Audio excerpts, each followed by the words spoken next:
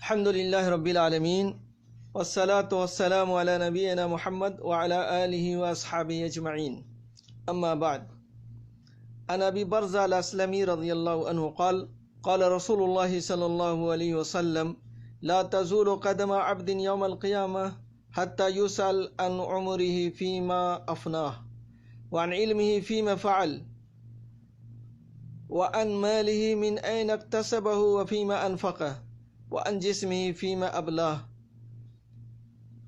امام ترمذی اس حدیث کو روایت کرتے ہیں اور کہتے ہیں کہ حسن صحیح ہے، اور شیخ البانی نے بھی اس حدیث کی تصحیح کی ہے۔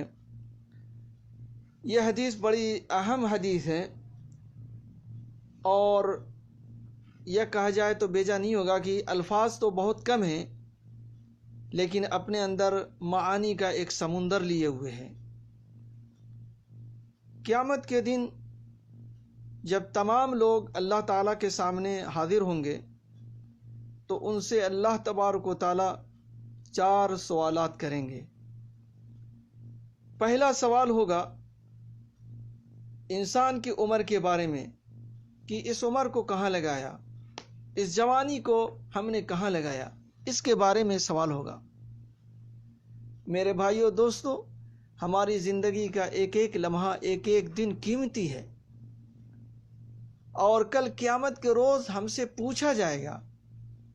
اس لیے ابھی سے ہمیں اس کی تیاری کرنی چاہیے اور اپنی عمر کو اچھی چیزوں میں لگانا چاہیے، جس سے ہماری آخرت سنور جائے، بگڑنے نہ پائے۔ اسی طریقے سے دوسرا سوال ہوگا علم کے بارے میں کہ اللہ تعالیٰ نے جو علم دیا ہے اس پر کہاں تک عمل ہوا ہے۔ ہم تمام لوگوں کو، ہر انسان کو اس کے علم کے حساب سے پوچھا جائے گا۔ مثال کے طور پر ایک آدمی ہے، وہ جانتا ہے کہ نماز فرض ہے، نماز نہیں پڑھتا، یہ اس کے پاس علم ہے کہ نماز فرض ہے، نماز نہیں پڑھتا۔ اس سے سوال ہوگا نماز کیوں نہیں پڑھتے تھے؟ تمہیں معلوم تھا کہ نماز فرض ہے تو کیوں نہیں پڑھتے تھے؟ اسی طریقے سے روزہ ہے، رمضان کا روزہ فرض ہے، ہر انسان کو، ہر مسلمان کو معلوم ہے کہ رمضان کا روزہ فرض ہے، اگر نہیں رکھتا ہے پوچھا جائے گا۔ اسی طریقے سے شراب حرام ہے، کوئی آدمی شراب پیتا ہے، پوچھا جائے گا۔ تو میرے بھائیو دوستو، ہم کو جو اللہ تعالیٰ نے علم دیا ہے اس کے بارے میں کل پوچھا جائے گا۔ کل قیامت کے روز اللہ تعالیٰ پوچھے گا، پھر ہم کیا جواب دیں گے، اس کی تیاری ابھی ہم کو کرنی ہے، ابھی سے ہم کو کرنی ہے۔ اس لیے ابھی سے اپنے نفس کا جائزہ لیں، محاسبہ کریں اور دیکھیں کہاں کمی ہے، اس کو دور کریں۔ تیسرا سوال ہوگا مال کے بارے میں، مال کہاں سے کمایا اور کہاں خرچ کیا۔ ہمارے پاس جو مال آ رہا ہے تو اس کے بارے میں بھی سوال ہوگا کہ حلال طریقے سے مال آ رہا ہے یا حرام طریقے سے مال آ رہا ہے۔ ہم رشوت کے ذریعے سے مال کما رہے ہیں، سود کے ذریعے سے مال کما رہے ہیں، کسی کا حق غصب کر کے مال کما رہے ہیں، بہنوں کا حصہ نہ دے کر کے مال کما رہے ہیں۔ ہر چیز کے بارے میں کل قیامت کے روز سوال ہوگا۔ پھر خرچ کہاں کر رہے ہیں؟ اچھے کاموں میں خرچ کر رہے ہیں یا کسی کو پریشان کرنے کے لیے اس کے خلاف مقدمہ لڑ رہے ہیں، اس میں خرچ کر رہے ہیں پیسہ؟ میرے بھائیوں، ان تمام چیزوں کے بارے میں کل قیامت کے روز اللہ تعالیٰ کے سامنے، اللہ تعالیٰ اپنے سامنے یہ سب سوالات کریں گے اور اللہ تبارک و تعالیٰ کو جواب دینا ہوگا۔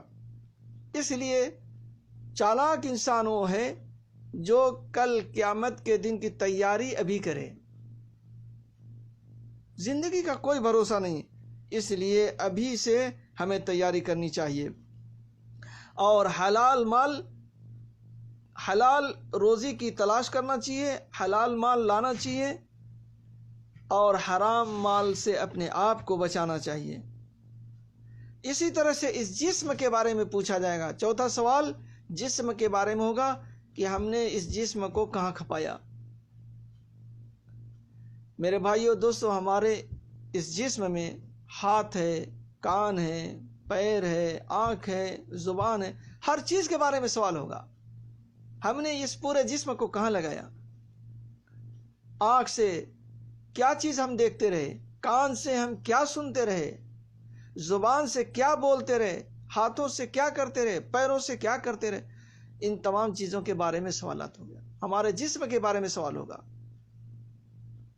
اسی طریقے سے ہم جسم کے فائدے والی چیز استعمال کرتے رہے یا نقصان والی۔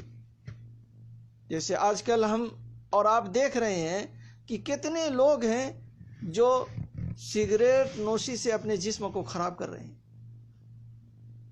بیڑی اور سرتی اور سگریٹ سے اپنے جسم کو برباد کر رہے ہیں، جبکہ اس پر لکھا رہتا ہے، پیکٹ پر لکھا ہوا رہتا ہے کہ یہ نقصان دہ ہے، جسم کے لیے فائدہ مند نہیں ہے، نقصان پہنچاتا ہے جسم کو، پھر بھی ہم استعمال کرتے ہیں۔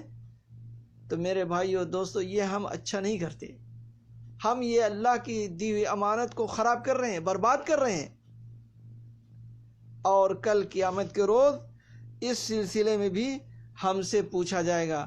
اس لیے ہمیں ابھی سے اس کی تیاری کرنا چاہیے اور اپنے اعمال کا جائزہ لینا چاہیے، محاسبہ کرنا چاہیے۔